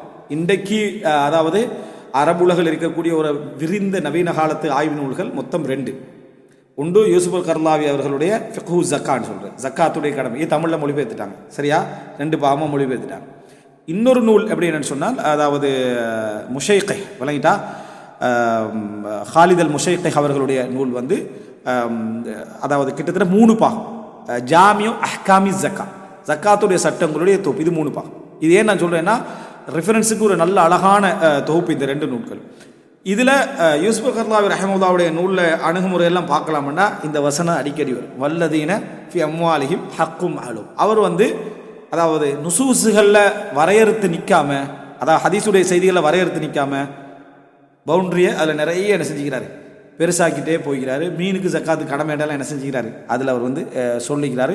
அதுக்கான கோணங்கள் எதுண்டா இதுதான், வல்லதீன ஃபி அம்வாலிஹிம் ஹக்கும் மாலூம், அவர்களது சொத்திலே குறிப்பிட்ட கடமை இருக்கிறது அப்படின்னு, முழு சொத்தில். அப்படி கடமை இருக்க நம்ம எடுத்துட்டோம்னு சொன்னால் வேற சப்ஜெக்டில் எவ்வளோ கடமை மட்டும் தான் நம்ம என்ன செய்ய வேண்டி வரும், சொல்ல வேண்டி வரும். அப்படி அல்ல, இதில் இந்த வசனம் அவருடைய சொத்துல கடமை அந்த ஒரு குறிப்பிட்ட கடமை இருக்குன்னு நம்ம எடுத்துக்கிட்டோம்னா, வேற ரசூல் ஸல்லல்லாஹு அலைஹி வஸல்லம் தங்கத்துக்கு வரையறுத்து, வெள்ளிக்கு வரையறுத்து, அதுபோல் ஒட்டகங்களுக்கு, ஆட்டுக்கு, மாட்டுக்கு, புதையலுக்கு, இன்னும் உள்ள விஷயங்களுக்கெல்லாம் ஜக்காத்தை ரசூல் ஸல்லல்லாஹு அலைஹி வஸல்லம் அவங்க வரையறுத்து சொல்ல வேண்டிய அவசியம் இல்லை. ரசூலுல்லாஹ் அதை வரையறுத்து சொல்கிறாங்கன்றாலே நம்ம புரிஞ்சு கொள்ள வேண்டிய விஷயம், ஜக்காத்து கடமை அப்படி என்பது குறிப்பிட்ட விஷயங்களில் தான் இல்லை. ரசூலுல்லாஹ் அதனுடைய எல்லைகளை சொல்வதற்காக சொல்லிக்கலாம். என்ன எல்லாத்துக்கும் ரசூலுல்லாஹ் சொல்லணும், குதிரைக்கு சொல்லணும் விளங்கிட்டா, மானுக்கு சொல்லணும், மறைக்கு சொல்லணும் விளங்கிட்டா, எல்லாத்துக்குமே அவர் சொல்ல வேண்டி வரும். இல்லை மானெல்லாம் யாரும் வளர்க்குறது இல்லைன்னு சொல்லக்கூடாது. மான் கிட்டத்தட்ட 30-40 மாட்டுடைய பெருமதிக்கு வந்தாலும் வந்துடும் விளங்கிட்ட, 4-5 மான் இருந்தாலே. அதனால இவைகளுக்கெல்லாம் ஜக்காத்து இல்லை என்பதனால தான் சொல்லவில்லை. அடுத்த ரசூலுல்லாஹ்களே மறுத்திக்கிறாங்க, என்ன குதிரையில் ஜக்காத்து இல்லை, அடிமைகள் என்று அந்த காலத்தில் ஒரு சொத்து, அதில் ஜக்காத்து என்ன இல்லை அப்படின்னு ரசூல் ஸல்லல்லாஹு அலைஹி வஸல்லம் அவர்கள் மறுத்திருக்கிறார்கள் என்பதை நம்ம பார்க்குறோம். இதில் எல்லாத்துலேயும் ஜக்காத்து இருக்கிறன்னு சொல்கிறவங்களே பயன்படுத்துறதுல ஜக்காத்து இல்லைன்னு சொல்லிக்கிறாங்க. நீங்களும் கொஞ்சம் என்ன செஞ்சிடுறீங்க, வெளியே சொல்லு விடுகிற இடத்தை பார்க்குறோம். அதனால் ஜக்காத்து அப்படி நம்ம எடுக்கலாம். ஹதீஸில் அதாவது வல்லதீன ஃபி அம்வாலிஹிம் ஹக்கும் மாலூம் என்றது அல்லாஹ் சொல்லணும். அந்த அம்வாலில் அதை குறிப்பிட்ட வரையறைன்னு சொன்னால், அதாவது இவ்வளவு ஜக்காத்து கொடுக்கணும் என்பதல்ல, எதில் ஜக்காத்து கொடுக்கணும் என்பதை தான் இந்த வசனம் குறிக்கும். அவருடைய சொத்திலே ஜக்காத்து கடமை, குறிப்பிட்ட ஜக்காத்து கடமைண்டா அது எந்த சொத்துன்றதையும் அந்த வசனம் சொல்லுது. குறிப்பிட்ட சொத்துக்களிலும் குறிப்பிட்ட வகையான என்றதை 2ஐயும் அது என்ன செய்து குறிக்குது. வெறும் அளவு மட்டும் அந்த வசனம் என்ன செய்யல, குறிக்கல. ரைட். அப்போ அதனால இந்த வசனம் நம்ம இதுக்கும் எடுக்க முடியாது, வேற விஷயங்களுக்கும் என்ன செய்ய முடியாது, இதை ஆதாரமாக எடுக்க முடியாது. இரண்டாவது வேற என்ன, கடல் விஷயத்துக்கு எடுக்க முடியாது, கடலுக்கு வெளியே என்ன செய்ய முடியாது, எடுக்க முடியாது. இரண்டாவது என்ன அப்படின்னா, அபு யூசுப் ரஹிமஹுல்லாஹ் ஹராஜ் பொருளாதாரம் சம்பந்தமான நூலில் பதிவு செய்கிறாரு. அன்ன உமர் இப்னு அல் கத்தாப், இந்த ஹராஜ் என்ற வார்த்தை குறிப்பிட்டதுக்கு குறிச்சாலும் அதில் ஒரு பொருளாதார சம்பந்தமாக எல்லாம் கொண்டு வராரு. உமர் இப்னு கத்தாப் ரலியல்லாஹு அன்ஹு அவர்கள் இஸ்தஅமல யஅலா பின் உமையா பிற்காலத்தில் இஸ்லாத்துக்கு வந்தவர், அவர் அலல் பஹர் கடலில் வரக்கூடிய வருமானங்களுக்கு பொறுப்பாக என்ன செஞ்சார், அவர் நியமித்தார். ஃபகதப இலைஹி ஃபி அம்பரத்தின் வஜதஹா, அவர் ஒரு அம்பர் என்ன செய்கிறாரு, காண்றாரு. அது விஷயம், அதாவது வஜதஹா ரஜுலுன் அல ஸாஹில் யஸ்அலுஹு அன்ஹா வ அம்மா ஃபீஹா ஃபகதப இலைஹி உமர், அதாவது அவர் ஒரு அம்பர் என்ன செய்கிறாரு, காண்றாரு. அந்த அம்பர் ஜக்காத்து சம்பந்தமாகவும் அதில் உள்ள கடல் உள்ள ஜக்காத் சம்பந்தமாகவும் கேட்டு உமர்ல அவங்களுக்கு கடிதம் எழுதுறாரு. இதில் அம்பர் வருது, அம்பரை பற்றி கொஞ்சம் சொல்லிடுறேன். அதாவது இந்த அம்பர் என்றதுல ஒரு அரபு அம்பர், இங்கிலீஷ் அம்பர் என்று 2 அம்பர் இருக்குது. அது என்னன்னா, இங்கிலீஷில் அம்பர் அப்படி என்று சொல்றது நம்ம சொல்லக்கூடிய இந்த அம்பரே இல்லை. சரியா, இங்கிலீஷில் அம்பர் கிரீசனா என்ன செய்வாங்க, அதை சொல்லுவாங்க. நான் அரபு அம்பர்லையே நம்ம நம்ம பல இடத்துல பேசுகிற சந்தர்ப்பத்தில் அரபுல வார அம்பரை தான் நம்ம என்ன செய்வோம், அதில் நம்ம சொல்லி கண்டிப்போம். அரபுல அம்பர் என்று சொல்றது நம்ம ஏற்கனவே ஹதீஸ்களில் பார்க்குறோம், நாங்கள் பார்த்தும் இருக்கிறோம். மீன் என்ன செய்யுது, குறிக்குது. பெரிய மீன்கள் என்ன செய்யும், குறிக்கும் அம்பர். அடுத்தது அந்த மீன்லேருந்து கிடைக்கக்கூடிய அந்த வாசனை திரவியமாக பயன்படுத்தக்கூடிய அந்த அம்பரையும் அது என்ன செய்யுது, அது குறிக்குது. அம்பர் என்ற வார்த்தை இது இது இது ஒரு வகையானது. ஆனால் அம்பர் என்று இங்கிலீஷில் சொன்னோம்னு சொன்னால் அந்த அம்பர் அல்ல, அது மர பிசினை தான் என்ன செய்யுது, குறிக்குது. இது வந்து காலாகாலமாக அதை நம்ம கண்டிருப்போம். மரப்பிசினா இப்பயும் மரத்தில் பிசின்றி இதெல்லாம் அதாவது அந்த அம்பர் அல்ல இதுதான். ஆனால் குறிப்பிட்ட வகையான இந்த மரம் பல மில்லியன் கணக்கு ஆண்டுகள் ஆன பின்னால தான் அது அந்த அம்பர் என்ற நிலை என்ன செய்யும், அது அடையும். அது அப்போ பெருமதியான உண்டாக என்ன செய்யும், மாறும். ஒரு மஞ்சள் நிறத்தில், மற்றபடி சிவப்பு நிறத்தில், கருத்த நிறத்துல எல்லாம் அதை என்ன செய்யும், மாறதுக்கான வாய்ப்பு இருக்குது. அதில் வந்து என்ன உயிரினங்கள் இருக்கும், அதை ஃபொசில்ஸ் விளங்கிட்டா அதில் இருந்த ஆராய்ச்சிகளுக்கெல்லாம் என்ன செய்வாங்க, அதை சம்பந்தப்படுத்துவாங்க. அதில் பலவிதமான பலன்களை சொல்கிறாங்க. இதுதான் இங்கிலீஷ் அம்பர். நம்ம ஏற்கனவே அல்ஹாஜ் மூசா அல்ஹாஜ்னு ஒரு சப்ஜெக்ட் படிச்சிருந்த மாதிரி இதில் வந்து இதுதான் இது, அதாவது இது ஆங்கிலத்தில் சொல்லக்கூடிய அம்பர். ஆனால் ஆங்கிலத்தில் வந்து நம்ம சொல்லக்கூடிய இந்த அம்பருக்கு கடல்லிருந்து திமிங்கலத்துடைய விளைவாக, அதாவது அதனுடைய கழிவாக வரக்கூடிய அந்த அம்பருக்கு அரபில் என்ன சொல்லுவாங்கன்னு சொன்னால், இந்த இங்கிலீஷில் என்ன சொல்லுவாங்கன்னா அம்பர்கிரீஸ் விளங்கிட்டா. ஆனால் தமிழில் இப்போ எல்லாத்துக்கும் அம்பர் தானே. இப்போ பாருங்கள், எந்த அம்பர் வந்து எந்த அம்பர்ன்னு என்ன செய்யணும், நம்ம யூஸ் பண்ணிக்கிறோம். அப்போ அன்பர் தமிழில் அன்பர்ன்னு எழுதினா நண்பர், சரியா, அந்த அன்பரும் இல்லை, சரியா, அம்பர். அப்போது இதில் என்ன பார்த்தீங்கன்னு சொன்னால், அதை இது எப்படி என்ன இது எப்படி சொல்லலாம்னு சொன்னால், இந்த அதாவது கொசு இந்த ரெண்டு என்றா இலங்கையில் வந்து அதாவது எதுக்கு சொல்லுவாங்கடா, நம்ம என்று சொல்கிறதும் கொசு என்று சொல்கிறதும் இலங்கையில் ஒரு வளம். நம்ம கொசு என்று சொல்ற, அதாவது தமிழ்நாட்டுடைய வளமையில் சொன்னால் கடிக்கிறதுக்கு தான் என்ன செய்வோம், கொசுன்னு சொல்லுவோம். அதுக்கு நம்ம இலங்கை வளமையில் நுளம்பு, அதுக்கு பேர் வந்து என்னது நுளம்புன்னு என்ன செய்வோம், நெலும்புன்னு சும்மா பேச்சு வழக்கில் நெலும்புன்னு சொல்லுவோம். அங்கே கொசுன்னு சொன்னால், அப்போ தமிழ் மொழியில் பிரதேசத்துக்கு பிரதேச உள்ளத்தில் இலங்கை வளமையில் கொசு வேற, அதில் ஒரு கொசு வேற. இன்னொரு அம்சத்தை சொல்கிற சில ஃபத்துவாக்களில் உள்ள சப்ஜெக்ட் உதாரணமாக, அதாவது கசகசா ஹராமா ஹலாலான்னு ஒரு கேள்வி வந்தால், நம்ம இலங்கை வளமையில் அழகாக சிம்பிளாக எல்லாரும் என்ன சொல்கிறோம், கசகசா கூடும் தானே, அது வந்து துளசியிலே விதை, சரியா, துளசியிலே விதை எதுக்கு போடுவோன்னு சொன்னால் இலங்கை வளமையில் சொல்கிறேன், ஒரு ட்ரிங்க்ஸுக்கு எது போடுறோம். நீங்கள் அதுக்கு சப்ஜான்னு வைங்க. தமிழ்நாட்டுடைய வளமையில் என்ன செய்வோம்னா அதுக்கு வந்து நம்ம சப்ஜான்னு சொல்லுவோம், அது இலங்கையில் கசகசா விளங்கிட்டா. ஆனால் தமிழ்நாட்டில் ஒரு கசகசா இருக்கு, அது என்னன்னா பிரியாணிக்கு போடுறது, சரியா, வாசத்துக்கு போடுறது. இப்போது கசகசா ஹராமான்னு ஏன் கேள்வி வருதுன்னு இப்போ இலங்கையில் அந்த விஷயத்தை புரியாத மக்களுக்கு எதுக்காக கசகசா ஹராமான்னு கேட்குறாங்கன்ற ஒரு ரீசனே என்ன செய்யாது, விளங்காது. அது எதனால் கேட்குறாங்கன்னா, அந்த மரம் ஒரு கஞ்சாக்கு என்ன செய்யுது, போதைக்கு என்ன செய்யுது, யூஸ் பண்ணப்படும். அது விதை ஹலாலாக இருந்தாலும் அது நல்லதுக்கு பயன்படுறதா இருந்தாலும், அது இலை ஹலாலாக இருந்தாலும் அது நல்லதுக்கு பயன்படுறதா இருந்தாலும், அந்த மரத்துடைய பழமான ஒரு வடிவம் போதைக்கு, அதுபோல் அபின் இது போன்றவைகளுக்கு என்ன செய்யுது, யூஸ் பண்ணப்படுகிறது. இது வந்து ஆப்கானிஸ்தானுடைய, அதாவது என்னது ஓபியம் செடின்னு சொல்லுவோம், அந்த விளைவுக்கு மிக முக்கியமான ஏரியா அதுதான். அப்போ அதனால் அரபு நாடுகளில் என்ன செய்வாங்கன்னு சொன்னால், அதை கொண்டு வர டைமில் அது தடை, அது பெரிய குற்றமாக என்ன செய்யுது கருதப்படும். தமிழ்நாட்டு சகோதரர்களாக இருந்தாலும் சரி, இலங்கை சகோதரர்களாக இருந்தால் இது இவ்வளோ பெரிய குற்றம் உள்ளது என்றும் என்ன செய்யாது, தெரியாது. ஏன்னா ஒரு பிரியாணி இது வந்து ஒரு பெரிய பிரச்சனையா அப்படின்ட்டு தெரியாது. அவங்க என்ன நினைக்கிறாங்கன்னு சொன்னால், இது இங்கே கொண்டு வந்து விதைகளை கொண்டு வந்து என்ன செஞ்சிடலாம், போட்டு அதை வந்து இதாக்கிடலாம். இதனால் இலங்கை கசகசாமல் பயந்துட்டுப்பேன், சரியா, ஏன்னா என்ன கசகசான்னு தெரியாதனால ஒரு விதமான எடுத்துக்குவேன். அப்போ சொல்லாடல் வந்து ஒரு மிக முக்கியமான ஒரு பகுதி நம்ம தெரிஞ்சுக்கிறதுக்கு. இது சம்பந்தமாக, அதாவது இப்போ எல்லா கலாச்சாரங்களுடைய சேர்ந்து பழகக்கூடிய மக்களுக்கு விளங்கும். இது இப்போ இலங்கை வளமை தமிழ்நாட்டு வளமைன்னு மட்டுமல்ல, தமிழ்நாடு ஒரு விரிந்த ஒரு பகுதி, அதுக்குள்ள வட்டார வளமைகள் இருக்குது. ஒரு ஊரில் தெரியாத இன்னொரு ஊரில் இருக்கும், மொழி கலப்போடு வந்தவைகள் இருக்கும், சரியா. இலங்கையில் அதே மாதிரி வட்டார வளமைகள் இருக்குது. இவைகளை வச்சு ஃபத்துவாக்கள், மொழி முக்கியம் ஃபத்துவாக்கு. குரான் ஹதீஸை படிச்சுட்டாருன்னு சொல்லி என்ன செஞ்சிடாது, எடுத்து சொல்லு. நீ இங்கிலீஷ் அம்பரை சொல்றியா தமிழ் அம்பரை சொல்றியான்னு முதலாக கேட்கணும். இலங்கை குசுவா தமிழ்நாட்டு குசுவான்னு கேட்க வேண்டியிருக்குது, விளக்கிட்டா. இலங்கை கசகசாவா தமிழ்நாட்டு கசகசாவான்னு கேட்க வேண்டியிருக்குது. எவ்வளோ ஒரு முக்கியமான ஒரு பகுதி என்றது மிக முக்கியம். அதனால் அதை சொல்லுவாங்க, அதை அரபில் ஒரு காயிதா சொல்லுவாங்க என்னன்னு சொன்னால், அதாவது ஹுக்மு ஷைஇ ஃபரஉன் அன் தஸவ்வுரிஹி, ஒன்றுடைய தீர்ப்பு அதனுடைய வடிவத்தை புரிந்து கொள்வதிலே தான் என்ன செய்கிறது இருக்கிறது. தீர்ப்பு வந்து அந்த வடிவத்தை நம்ம என்ன செய்யணும், புரிஞ்சுக்கணும். அப்போ அதனால் இது வந்து இங்கே பேசப்படக்கூடிய அம்பர் வந்து அம்பர்கிரீஸ், விளங்கிட்டா. இது வந்து அதாவது அரபுடைய ஃபிக்ஹ் நூட்கள் எல்லாம் நீங்கள் பார்த்தீங்கன்னு சொன்னால், அரபுகள் வந்து உண்மையிலே இயற்கையான இது போன்ற வியாபாரங்களில் அதாவது முன்னோடிகள், அவர்கள் வியாபாரிகள், துஜ்ஜார். அதனால் அவர்களுக்கு இந்த பெரும்பாலும் வியாபாரம் சார்ந்த, கணிதவியல் சார்ந்த, முக்கியமான வானவியல் சார்ந்த விஷயங்கள் எல்லாம் அரபு பெயர்களாக தான் என்ன செய்யும் இருக்கும். அதை அப்படியே என்ன செஞ்சிருப்பாங்க, திருப்பி செஞ்சு அந்த பெயர்களை யூஸ் பண்ணுவாங்க. காரணம், அவர்கள் இயற்கையோடு ஒரு அதாவது முன்னுதாரணம் மிக்கவர்களாக இருந்தாங்க. அவர்கள் இன்னொரு கிரேக்கத்திலேயோ ஒரு பாரசீகத்திலேயோ அங்கிருந்து என்ன செஞ்சிருக்கலாம், அதை தழுவி இருக்கலாம். ஆனால் அரபுகள்கிட்ட பங்களிப்பும் அதில் என்ன செய்யுது இருக்குது. இதில் என்ன அப்படி என்று சொன்னால், இந்த அம்பர் ஃபிக்ஹுகளில் நீங்கள் பார்க்கலாம்னா, அம்பருடைய வாந்தி, அம்பருடைய என்னது அதாவது மலம் கழிவு இப்படி என்றெல்லாம் அது அந்த மீன்களுடைய எந்த மீனுன்னு அவங்க வரையறுக்கலை.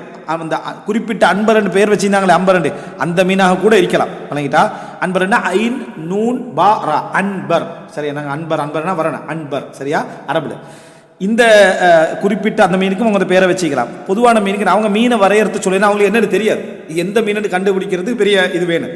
அதனால் அவங்க சாதாரண பொதுவாக சொல்லிட்டு இருந்தாங்க. இது ஒரு வகையில் உண்மை, 100% உண்மையாக இல்லாது விட்டாலும் ஓரளவுக்கு உண்மை. அவருடைய வாந்தியாகவோ அவருடைய அதாவது என்னது கழிவாகவோ அது வந்திருக்கின்றது. ஆனால் இன்றைக்குள்ள அதாவது உயிரியல் விஞ்ஞானத்தில் அது என்ன சொல்லப்படுதுன்னு சொன்னால், அதனுடைய அதாவது உள்ளுக்க உள்ள அதாவது சில உணவுகள் அது உண்ணும், சில மீன்களை அது சாப்பிடும். அந்த நேரத்தோடைய வயிற்றை பாதிக்கக்கூடிய அமைப்பில் அது இருக்குமாக இருந்தால் அதை பாதுகாக்கிறதுக்கு உருவாகக்கூடிய ஒரு நொதியம், ஒரு ஒரு ஒரு ஒரு லிக்விட் விளங்கிட்டா ஒரு சுரப்பி தான். அந்த அந்த அதை சுரக்கக்கூடிய ஒன்று தான் சுரப்பி. என்ன சுரக்கிற இது நொதியம் தான். அதை வந்து என்ன செய்யும், கொஞ்சம் காலத்தில் அது அங்கே இருந்து தேங்கினது.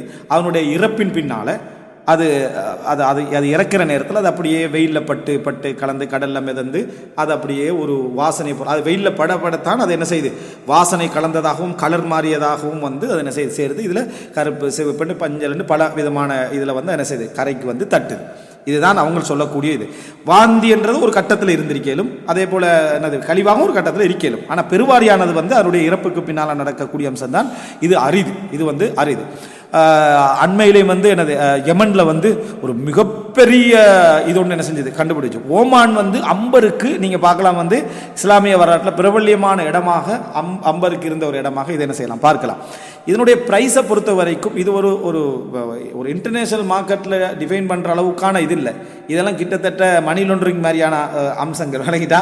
அதனால் ப்ரைஸ் வந்து அப்படி ஏறி இறங்கிட்டு இருக்கும். அடுத்தது மக்கள்கிட்ட தான் இப்போ சில விஷயங்கள் இருக்குது, ஒரு இன்டர்நேஷனல் ஸ்டாண்டர்ட் வந்துடும், யூனிவர்சலாக இதுதான் அப்படின்னு புரிஞ்சுக்கல. சில விஷயங்கள் வந்து அப்படி புரிஞ்சுக்கல, அது வந்து உள்ளால தான் என்ன செய்யும் போய்கண்டே இருக்கும். தங்கம் வெள்ளியை ஓரளவு நம்ம வெளியே வந்து முடிவெடுத்துக்கலாம், பணத்தை ஓரளவு முடிவெடுத்துக்கலாம்.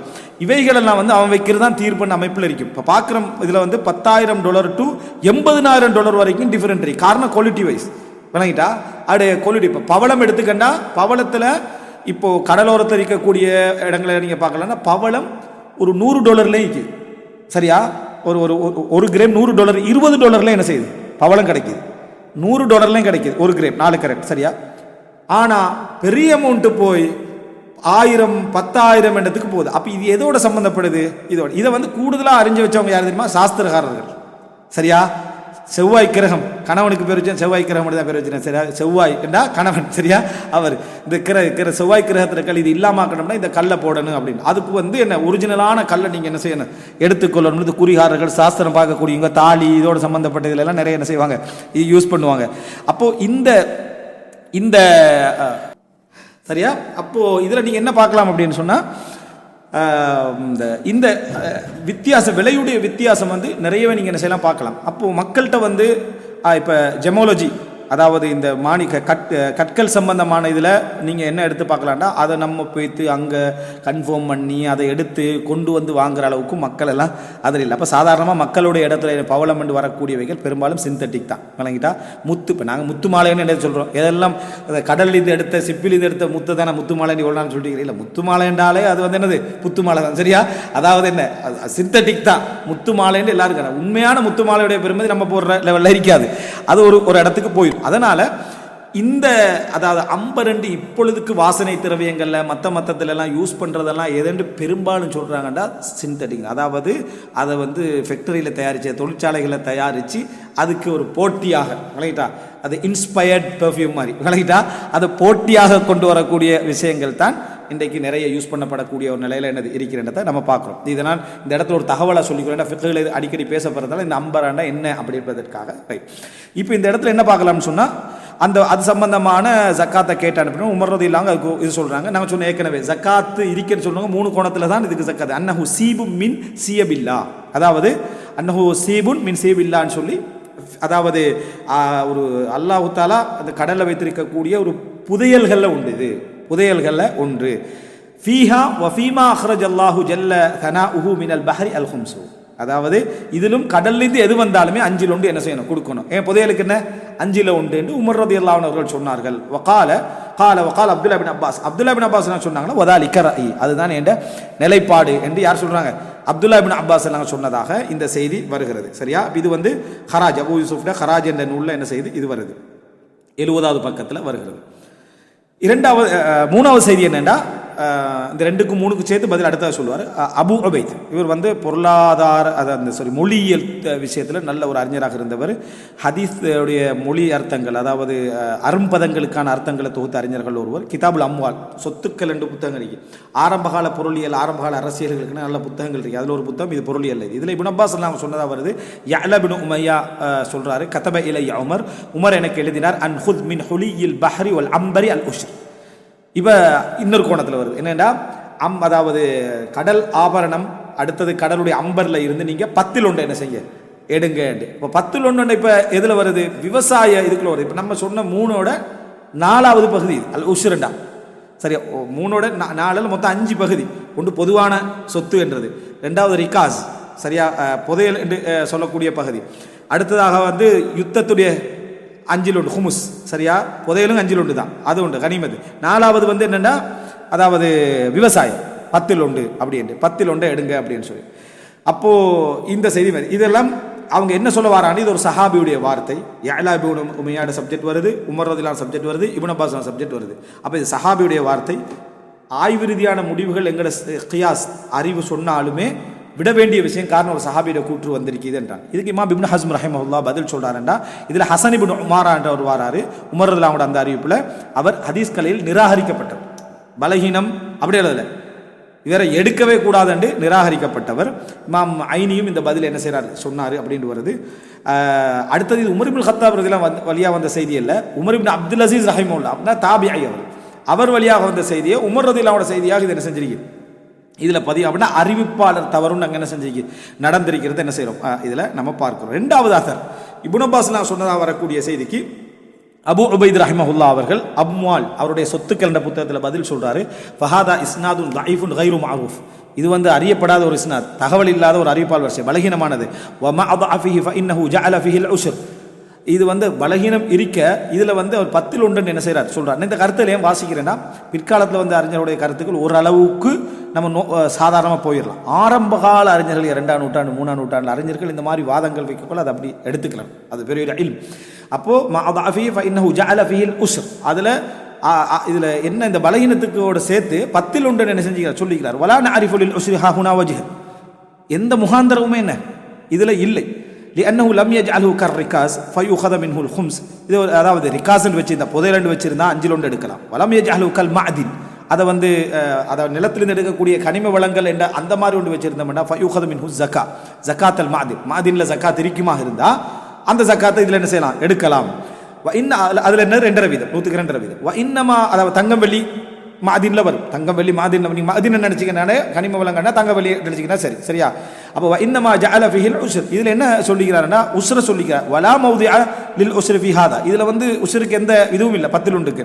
இல்ல ஐயகூன ஷப்பஹு பிமா துஹ்ருஜுல் அர்து மினஸ் ஸர்இ வஸ்ஸிமார் வலா அஅரிஃபு அஹதன் யகூலு பிஹாதா, இந்த கடல்லேருந்து வெளியே வாரதை பூமியிலேருந்து வெளியே வாரதோட கம்பேர் பண்ணாலே தவிர அது அப்படி யாரும் சொன்னதாக எனக்கு தெரியாது. யாரும் சொன்னதாகனா இந்த புரிதலை யாரும் புரிஞ்சதாக தெரியாது. இந்த பணிவான இடத்தை பாருங்க, அதாவது வாதத்தை மட்டும் வைக்கல, அந்த வாதத்தை யாரும் சொன்னதாக தெரியாது என்றது சொல்லியிருந்தா எனது புரிதலை விட அவருக்கு அப்படி ஒரு புரிதல் ஏற்பட்டிருக்கிறது என்பது புரிவதற்கான நியாயம் உண்டு என்ற ஒரு பலத்தை தரும்.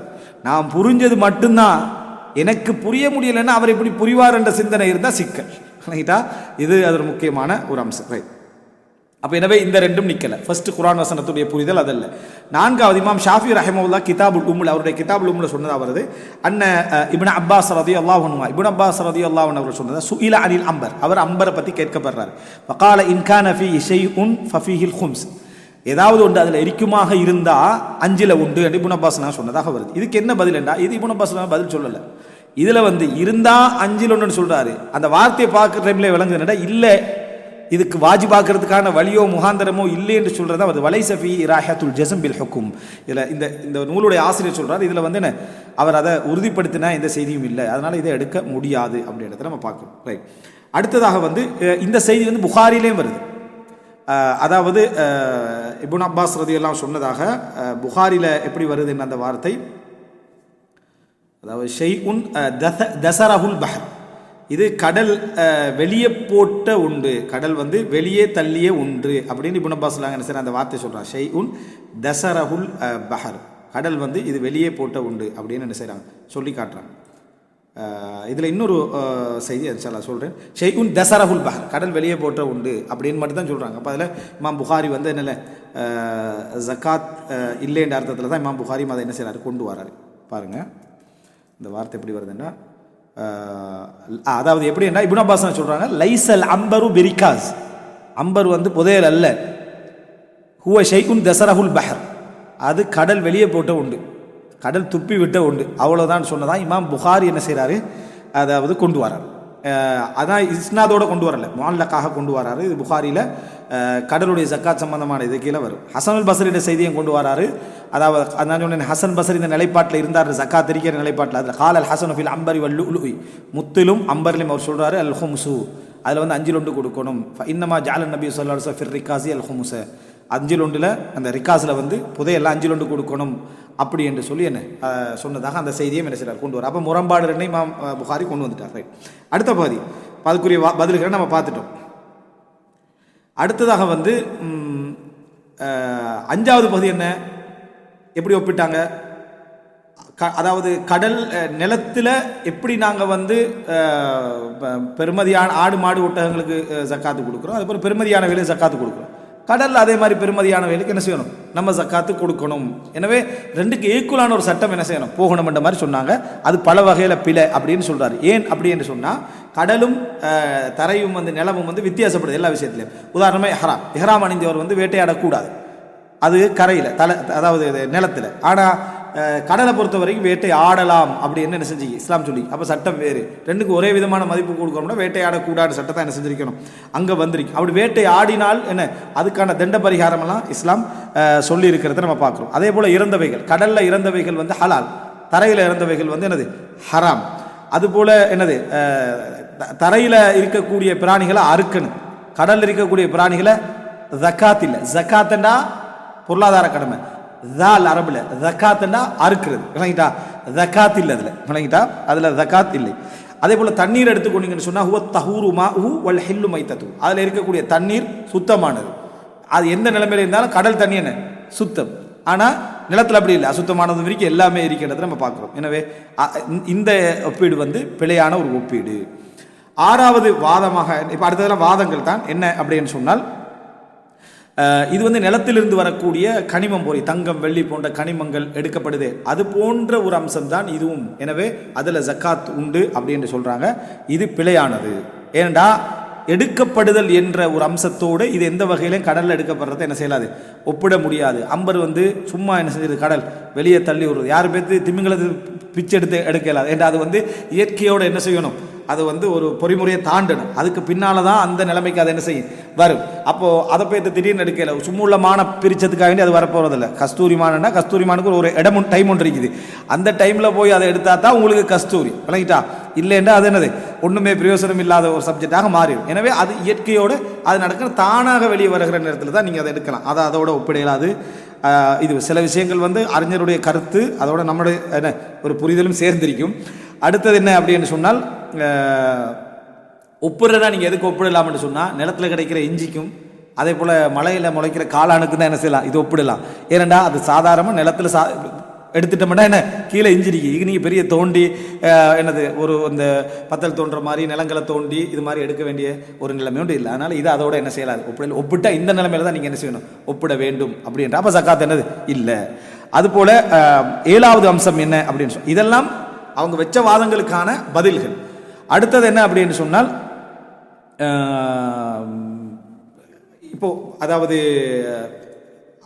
காஃபிர்கள் இருக்கிறாங்களே, இந்த ரசூல் ஸல்லல்லாஹு அலைஹி வஸல்லம் பிரச்சாரம் செய்ய வார நேரத்தில் கொஞ்சம் பேர் தான் ஹுனஃபாக்களாக இருந்தால். இஸ்லாத்தில் ஹுலஃபாக்கள் என்ற ஆட்சியாளர்கள், ஹுனஃபாக்கள்னு சொன்னால் மார்க்கத்தில் தூய்மையாக அப்படியே இருந்தவர்கள், தூதர் இல்லாத காலத்திலும் மார்க்கத்தில் தூய்மையாக இருந்தவர்கள். ஹுலஃபா அப்படின்னு சொன்னால் ஹலஃப்னா சத்தியம், ஹெல்ஃப் ஒப்பந்தக்காரர்கள். விளங்கிட்டா, ஒப்பந்தக்காரர்கள் அப்படின்னு சொல்கிறது. இதில் அதாவது இந்த இடத்துல உலகம் ஃபுல்லாக குஃபரில் இருந்துச்சு. இஸ்லாம் வருகிறது, நீதியை நிலைநாட்டுவதற்காக இஸ்லாமிய அரசு யுத்தம் செய்து காஃபிர்களுடைய கையில் இருக்கக்கூடிய அந்த இடங்கள் யுத்த காலத்தில் இருந்து கனிமத்துக்களாக எடுக்கல வருது. அந்த நிலம் இஸ்லாமிய ஆட்சி கீழே என்ன செய்கிறது, வருகிறது. அப்போது எப்படி நம்ம அங்கே வந்தால் அதில் நம்ம கனிமத் அதை ஹுமுஸ் 5 கொடுக்கணுமோ, அந்த 5 பகுதி அந்த இடத்துல கடமையாகுதோ, அதுபோல் கடலுடைய ஹுமுஸ் தான் இது. ஏன்னா கடலும் அவங்களுடைய கையில் தான் இருந்துச்சு, நாங்கள் அந்த இடத்துல என்ன செய்கிறோம், அதை பெறுகிறோம். அதை மிக தெளிவாக நம்ம மறந்துடலாம். காரணம், கனிமத் என்பது முஸ்லிம்களுடைய முயற்சியில், யுத்தத்தால், ஒட்டகங்கள், குதிரைகள், வாகனங்கள், அதில் போய் ஆயுதங்கள் யுத்தம் செஞ்சு உயிரை இழந்து ஒரு இஸ்லாமிய அரசு பெற்றுக்கொள்ளக்கூடிய ஒரு சப்ஜெக்ட். இது அப்படி இல்லை. அந்த மாதிரி இல்லைன்றாலே நிலத்திலேயே அதுக்கு ஃபை என்று தான் சொல்லுவாங்க, கனிமத்துன்னு சொல்ல மாட்டாங்க. அதோட சட்டம் ஃபுல்லாகவே அந்த ஃபுல்லாக அல்லாஹ்வுக்கு ரசூலுக்கு தான். அங்கே போனவரை பிரித்து கிடைக்கிற மட்டும்தான். கனிமத் அப்படி இல்லை, 4 பகுதி இவங்களுக்கு வந்துடும், போர் வீரர்களுக்கெல்லாம் என்ன செஞ்சு வந்துடும். ஃபை அப்படி இல்லை, முழுமே அரசாங்கத்துக்கு என்னது அது வந்துடும். குர்ஆன்ல அல்லாஹ் ஃபை ஏன்னு சொல்கிறான், என்னது கனிமத்தை ரெண்டையும் என்ன செய்யறான் சொல்லி காட்டுறான். அஃபா அல்லாஹு என்று குர்ஆன்ல வரக்கூடிய இடங்கள்லாம் அந்த இடத்தை தான் என்ன செய்யும், அது குறிக்கும். அஃபா அல்லாஹ்னு சொல்லி. ரைட். சூரா அன்ஃபால் என்றது என்ன தலைப்பு, கனிமத்துக்கள். அன்ஃபால் என்றால் கனிமத்துக்கள் அர்த்தம். அன்ஃபால் என்றாலும் கனாயம் என்றாலும் உண்டு. அதனால இந்த பதிலும் என்னது, அது பிழையான ஒரு அம்சம். ரைட். இப்போ 2வது நிலைப்பாடு என்ன அப்படின்னு சொன்னால், ஜக்காத்து அதாவது கடமை இல்லை அப்படி என்று சொல்லக்கூடிய நிலைப்பாடு. இன்ஷா அல்லாஹ் அந்த இதை அடுத்த தொடரில் பார்ப்போம். ஹாதா மா இந்தி வல் இல்மு இந்தல்லாஹ் வ அகூலு கௌலி ஹாதா வ அஸ்தக்ஃபிருல்லாஹ் லி வ